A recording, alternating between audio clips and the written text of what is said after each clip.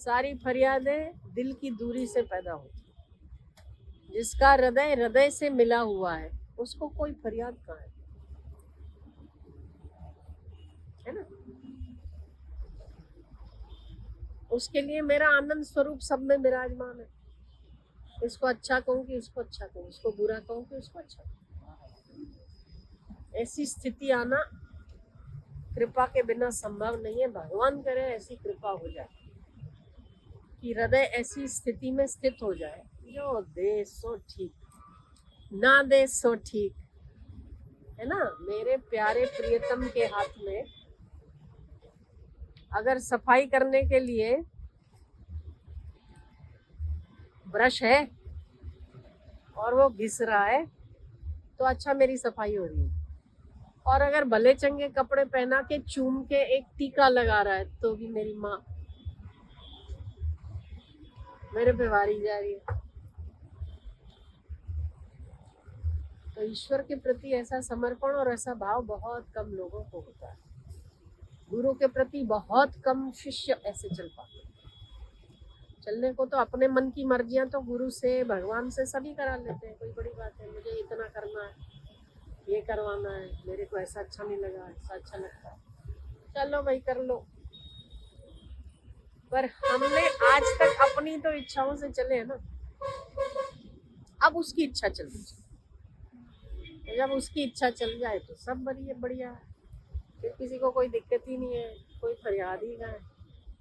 तो जितना हृदय हृदय से मिला हुआ है उतनी जगत की चीजें तकलीफ कम देती है। जितना हृदय और हृदय के बीच में दूरी है उतनी जागतिक चीजें तकलीफ ज्यादा देती है। ये सिद्धांत है। हृदय से हृदय की दूरी मिटनी चाहिए। शरीर से शरीर की दूरी मिटने से तो मंथरा का भी उद्धार नहीं हुआ। वो तो राम की दाई माँ थी ना, फिर क्या हुआ।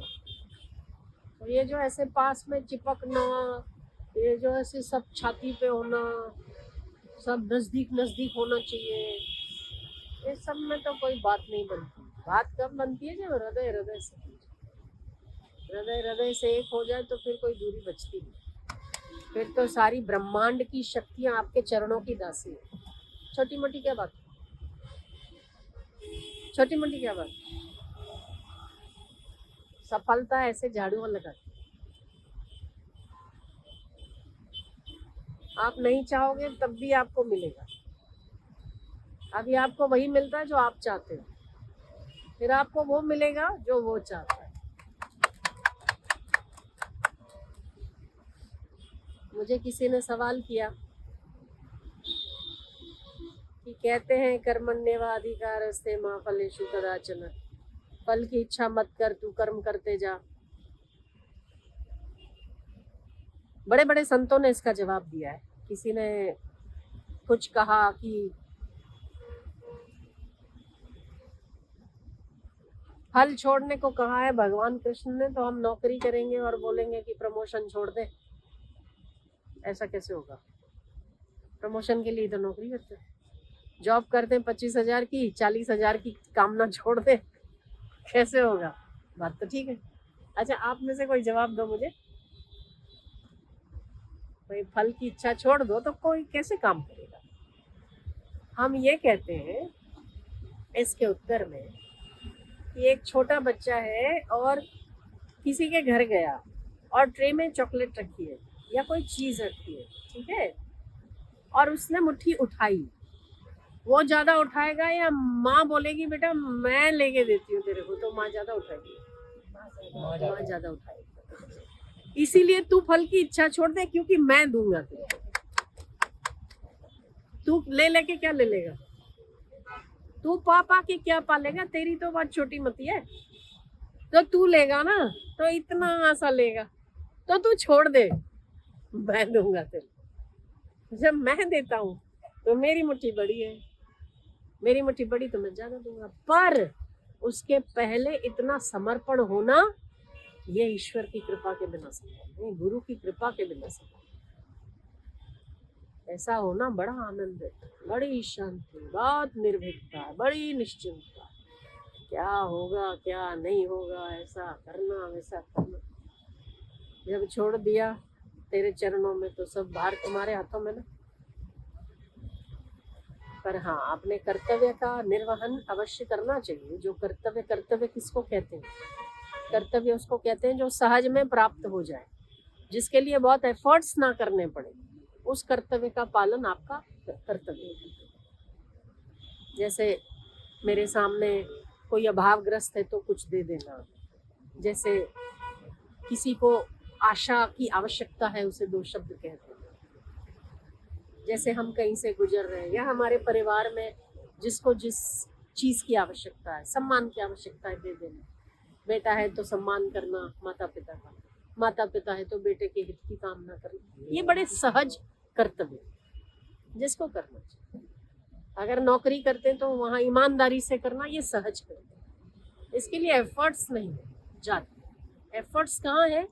तृष्णा की, कामना की पूर्ति में एफर्ट्स। सहज कर्तव्य में कोई एफर्ट्स नहीं। और जो सहज कर्तव्यों का पालन करता है, भगवान तो यही पार कर देता है। गीता तो यही कहती है, सहज कर्तव्य का पालन। सहज कर्म कौन थे? सहज कर्म जो बहुत ज्यादा महत्वाकांक्षियों ने बहुत ज्यादा एफर्ट्स, जिनको बहुत ज्यादा एफर्ट्स है उनको भी बहुत ज्यादा परेशान। तो ये जगत है ना, ये जगत है ना, वो चक्कर है। एक के बाद एक के बाद एक के बाद एक के बाद ऐसे ऊपर नीचे होती रहती है। इच्छा एक पूरी हो गई, दूसरी कड़ी, दूसरी पूरी हो गई, तीसरी कड़ी, इसका अंत ही नहीं है। पर हृदय से जो हृदय मिल जाए, सारी इच्छा ही खत्म। हृदय में वो ताकत, बुद्धि में नहीं। बुद्धि इच्छाओं को जन्म देती है, हृदय इच्छाओं को शांत करती है।